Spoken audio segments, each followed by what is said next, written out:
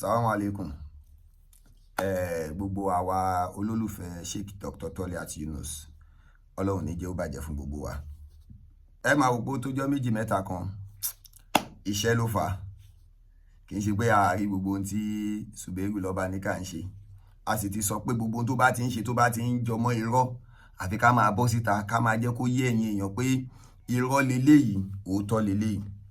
Now mo wá rí newspaper kan tí The Guardian tí wọ́n gbé jáde tí wọ́n ní 1 city 2 grand imams as tension grips Ògbómọ̀ṣọ́.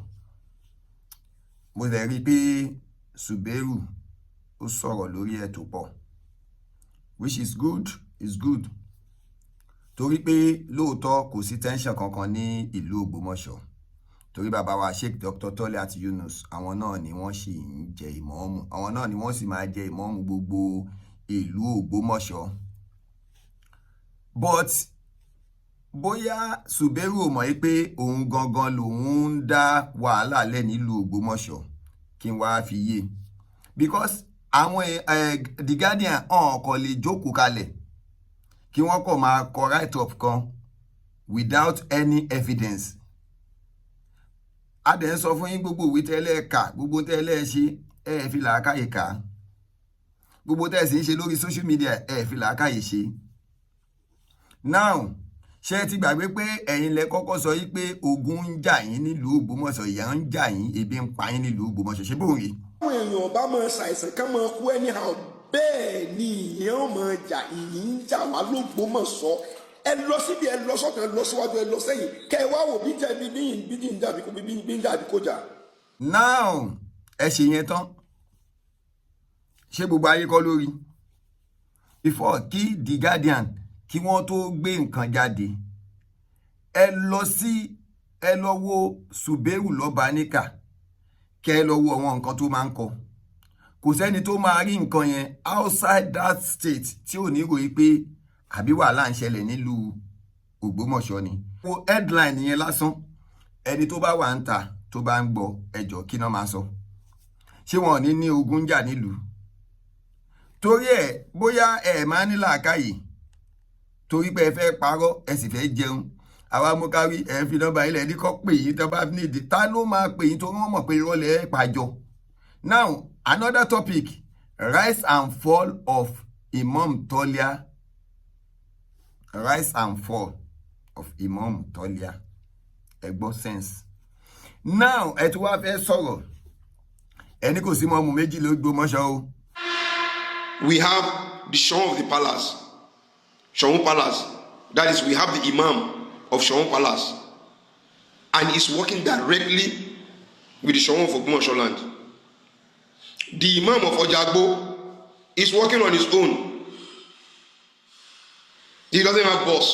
He's the boss on his own, or rather, he has his own sponsors who are sponsoring, who is answering their call. Ìmáàmù Ààfin àti ìmáàmù Ọjàgbó, torí pé kò ní ọ̀gá, òun dá ṣe ìmáàmù lórí ara ẹ̀ ni, àbí ìmáàmù gbogbo ìlú Ògbómọ̀ṣọ́. Ẹ yé ṣàbòsí. Bàbá ẹ tún wá wẹ̀, ẹ tún rówó ṣéèfù gbọ́n, ẹ wo bí gbogbo ohun gbọ́n ṣe funfun mọ́ yín lágbárí, ẹ tún sì ń ṣàbòsí. A dẹ̀ ń sọ fún yín pé kẹ́ ẹ máa try, kẹ́ ẹ máa lọ gba oògùn yín déédéé lálẹ́ lọ́dọ̀ àfáàtẹ́ tí ń gbà. Ẹ wá ní wọ́n ń bu yín kálẹ̀ kiri, báwo náà ṣe ní bu yín? Ṣé ẹjọ́ ẹni tó yẹ kó wà ní ìlú? Pẹ̀lú àbòsí tẹ́ ẹ gbé dání, pẹ̀lú irọ́ tẹ́ ẹ ń pa kiri orí social media. Ẹ̀yin fún ara yín lẹ níyàn ń jà yín nílùú, ẹ̀yin fún ara yín lẹ ń pètè ogun. Ẹ wo ojú agbámi ogun la wà ní ìsìn. Ẹ wo topic tẹ́ ẹ gbé yìí, ẹ wo caption tẹ́ ẹ gbé síta yìí, nítorí káwọn èèyàn lè follow yín, nítorí káwọn èèyàn lè lọ wò, ẹ wo ohun tẹ́ ẹ kọ. Ṣé ẹni tó bá rí ń ta kò ní wo pé àkí ló ń ṣẹlẹ̀? The rise and fall of Imam Ògbómọ̀ṣọ́, so make sense. Kẹ́ ẹ máa ní the rise and fall èèyàn kan. Tá bá sì ń sọ ní ìsìn, ẹ sọ pé à ń bu yín. Tá bá ń sọ ní ìsìn, ẹ ní wọ́n ń bú àwọn àgbàlagbà. Ṣé àwọn àgbàlagbà leléyìí ni? Àwọn eléyìí ò ń ṣàgbàlagbà. Àwọn ń ṣàgbàlagbà rárá. Bàbá Suberu, gbogbo èyí tí wọ́n ń sọ lórí social media yẹn wọn kò sí làákàyè kankan ń bẹ̀ mi parọ́. Ẹ gbọ́ ohun tí bàbá wa Sheikh Adam wí ni rahimahullah. Wọ́n ní iná kẹbí rábìlá ilimi mọ́ àṣùgàrọ̀ iná sọ́gìrà làwù ilimu mọ́ àlékébàrọ̀ iná sọ́gìrà làwù ilimu mọ́ àlékébàrọ̀ iná kẹbí rábìlá ilimi mọ́ àṣùgàrọ̀. Tẹ́ bá rí àgbàlagbà kan tó dàgbà tí kò sí làákàyè lórí ẹ̀ mọ̀ á ṣùgàrọ̀ òun àtọmọdé ẹgbẹ́ ni wọ́n kì í ṣe ọmọdé bíi tèmi o àwọn ọmọ òkókó ọmọ òpóòlò tí wọ́n ti ní làákàyè ẹgbẹ́ ni wọ́n. Wọ́n wá ní iná sọ́gìràlà o ilimi mọ̀hálékébàrọ̀ ẹ wá rí iná sọ́gìràlà o ilimun muhaliki baro. Tẹ́ bá wá rí ẹni tó ń já sí pé ọmọ kékeré tó wá ní mímọ̀ bí irú tiwa yìí bí irú bàbá wa Sheikh Dr. Toliat Yunus àgbàlagbà ní kẹ́ ẹ pé irú wọn torí ẹ̀ bàbá wa ìmọ̀ọ́mù gbogbo ìlú Ògbómọ̀ṣọ́ Dr. Sheikh Toliat Yunus Ailara II àgbàlagbà ni wọ́n bàbá ni wọ́n níwọ̀n bá àgbà tí Suberu báyìí tí máa pè wọ́n ní bàbá. Èmi àti ẹgbẹ́jọ ni wá o èmi àti Suberu ẹgbẹ́ ni wá ẹjẹ́ àgbàgbé o ẹgbẹ́jọ ni wá o kódà mo tún jù lọ in any way.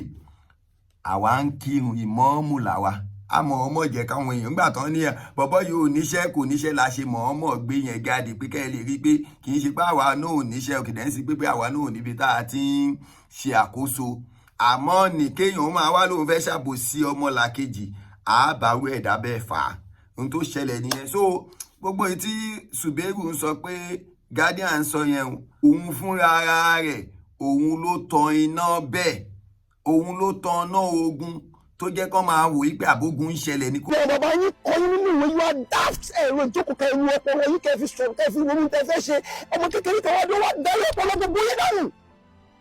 Ẹ̀wọ̀n bó ṣe bẹ́ẹ̀ Mohammed Taofeek ọ̀lẹ́ni ìdálàmú ọpọlọ ní burúkú ní ìyá friend people. Kò sì sí nǹkan kan àmọ́ torí pé òun fẹ́ tajà ló ṣe máa lọ gbé tọ́pìkì kan ẹ wo kinní kan àwọn èèyàn ṣe ń bìlíìfù pé àbí wọ́n ń jà kódà àìmọye èèyàn tó máa ń pè mí Kábísọ́lá ó gbọ́ kí ló ṣẹlẹ̀ lógbòmọ̀ máa ní nǹkan kò ṣẹlẹ̀ Ògbómọ̀ṣọ́ ń lọ déédéé àwọn èèyàn ń lọ bó ti yẹ kó lọ kò sí nǹkan kan wọ́n Suberu náà bí ìyá ńlá ìyá wọn rí kí wọ́n jáde síta gbangba tán bá gbá wọn mú so kọ́lọ́n kó ṣàánú wa kò sí ohun tó ṣèlú Ògbómọ̀ṣọ́ Suberu ní nǹkan ń ṣe torí gbogbo tọ́pìkì ẹ̀ náà wọn The Guardian tí wọ́n ń rí òun àwọn gbogbo èèyàn ń rí tí wọ́n fi ń wò pé kí ló ṣẹlẹ̀ lógbómọ̀ṣọ́ kò sí ohun tó ń ṣẹlẹ̀ lógbómọ̀ṣọ́. bàbá Sheikh Dr. Toliat Yunus àwọn ni wọ́n ń ṣe mọ́ọ̀mù wa la àwọn náà ni wọ́n sì máa ṣe lọ àtàyà ọmọlékìyà mọ́t. bàbá wa ọba Gandhi Afọlábí Òrùmọgẹ̀gẹ̀ àwọn lọ́ba wa tí wọ́n sì máa jọba lọ àtàyà ọmọlékìyà mọ́t. àwọn bàbá wa méjèèjì àbúrò ò ní ṣe wọn ò ní rí ìbànújẹ́ òṣì òfò ọ̀fọ̀ àdánù kò ní í jẹ́ tiwọn gbogbo ẹni bá ní káwọn méjèèjì yóò jábọ́ àwọn ni wọ́n máa jábọ́ lágbára Ọlọ́run. bàbá wa Dr. Toliat Yunus Ailara II àti bàbá wa ọba Gandhi Afọlábí Òrùmọgẹ̀gẹ̀ Ọlọ́run ò ní dójú àdúrà tì yín o gbogbo tẹ́ ẹ fẹ́ Ọlọ́run àtúbọ̀ máa ṣe fún yín. ẹ wá gbogbo àwọn fans gbogbo ẹ̀yin tẹ́ wá ń pè mí pé Kábísọ́lá kí ló ṣẹlẹ̀ kò sí nǹkan kan àwà àìdè kan pé ẹ̀yin tẹ́ wá ní ẹ kí n fi Suberu lẹ̀ ní fi ilẹ̀ o Suberu ní fi ẹ lẹ̀ o ìwà àti Jamiu lọ bá níkà àáfà ọmọ àáfà gbogbo yín bẹ́ẹ̀ gbogbo sẹ́ẹ̀tì yín ní fi yín lẹ̀ o tẹ́ ẹ̀ bá ti fi ọwọ́ yín síbi tó yẹ kọ́wọ́ yín ó gbé tẹ́ ẹ̀ bá yé parọ́ mọ́ ìmọ̀ọ́mù Ògbómọ̀ṣọ́ tẹ́ ẹ̀ bá ti jáwọ́ píparọ́ mọ́ ìmọ̀ọ́mù Ògbómọ̀ṣọ́ kò sí tó kàn mí pẹ̀lú ti mo níṣẹ́ tèmi tí mò ń ṣe èmi ò ráyè àti máa ní kí wọ́n máa wá ranjú kiri orí social media àmọ́ pé kẹ́ máa wá bìlífù pé ẹ mọ̀ ń pa social media jù wá lọ yẹn làwa ṣe jáde tán pé ẹ mọ̀ kankan ń pa social media ẹ jẹ́ kó rí yín pé Taofeek Lọ́báníkà Suberu Jamiu Ọládayọ̀ àti gbogbo sẹ́ẹ̀tì yẹn ẹ fi ìmọ̀ọ́mù Ògbómọ̀ṣọ́ sílẹ̀ kọ́lọ́hún lè fẹ̀yìn náà lẹ̀ lọ́rùn àmọ́ tẹ́ ẹ bá fi ìmọ̀ọ́mù Ògbómọ̀ṣọ́ sílẹ̀ ohun tí ń dé bẹ́ èèyàn tó bá ṣe àbòsí ẹni tó bá ga yóò padà dé bá yín. Kí ni tó ń ṣẹlẹ̀ sí irú ẹ̀dá bẹ́ẹ̀? Nọ́kírà ni o, báádà, mọ́rífà. Ẹ mọ̀ pé ayé ń rí nísìn, ẹ wà padà dé ẹni tá yóò ní rí mọ́. Bẹ́ẹ̀ ló máa rí. Ọlọ́run má ṣe gbàdúrà wa, Ọlọ́run má ṣe dúró tì wá, gbogbo wa lápapọ̀, Ọlọ́run jẹ́ ó dáa fún wa. Orí wa ó mọ̀ wá, omi èrò ọkàn wa. Orí wa ó mọ̀ wá, omi èrò ọkàn wa. Tètè dá wa lóhùn, kójú máa tì wá o. Tètè dá wa lóhùn, kọ́tà máa yọ̀ wá. Àlá orí wa ó mọ̀ wá, omi èrò ọkàn wa Ọlọ́run. Orí wa ó mọ̀ wá, omi èrò ọkàn wa.